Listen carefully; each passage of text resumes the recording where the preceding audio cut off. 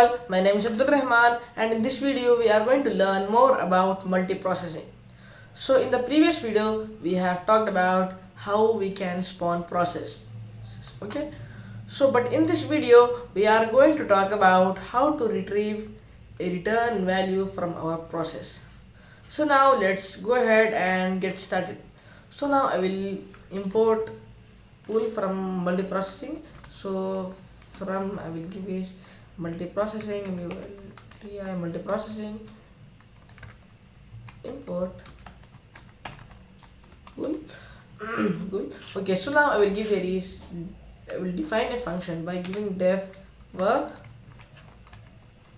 okay, then brackets, and now I will give is here return num. So here I will give is a parameter known as num, and then here num into 2. So in computers, as you can see here, this is a symbol, right? Star symbol is known as multiplication symbol. So we can multiply with that. So let's go ahead.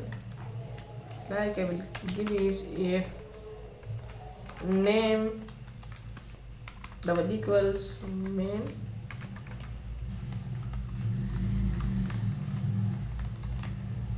so now I will give is x equals pool,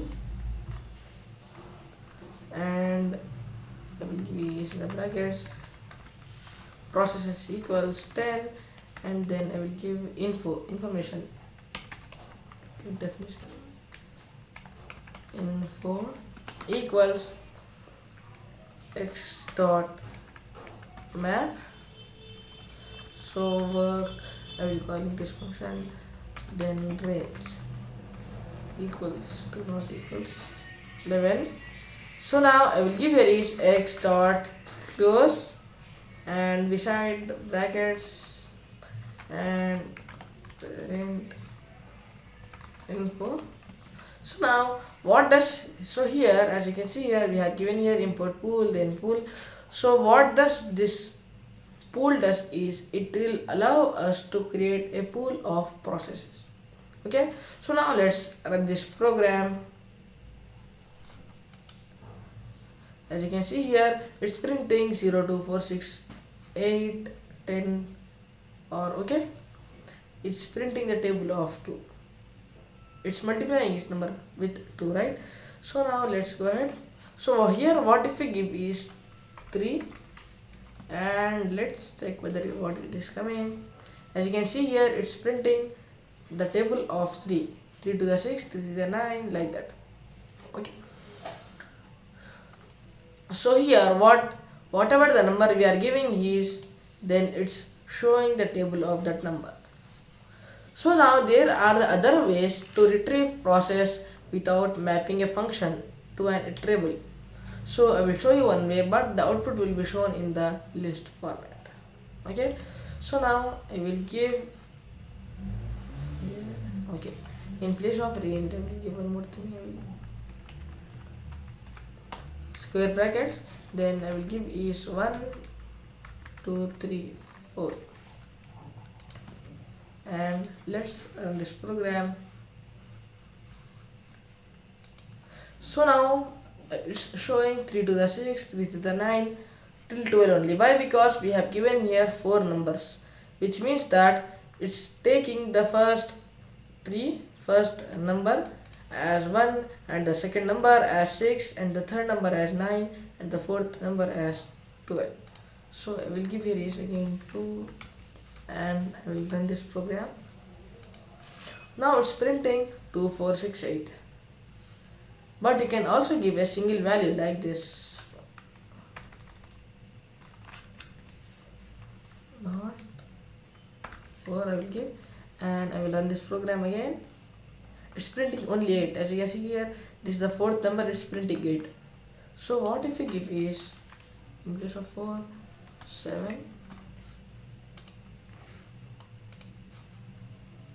it's printing,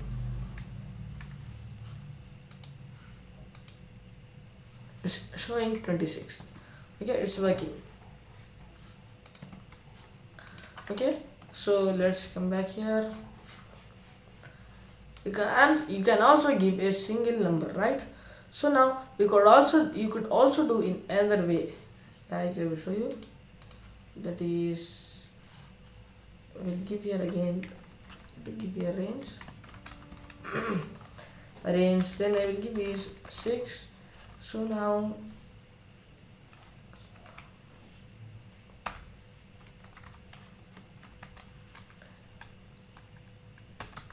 info to, I will give here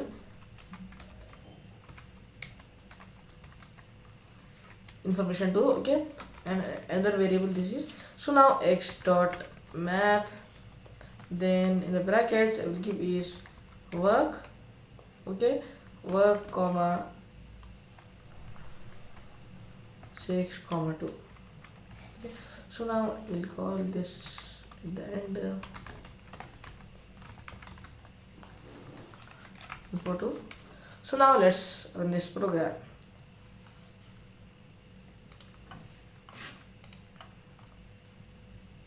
It's printing like this. As you can see here, the first thing it's doing is it's printing the table of 2 till the range 6.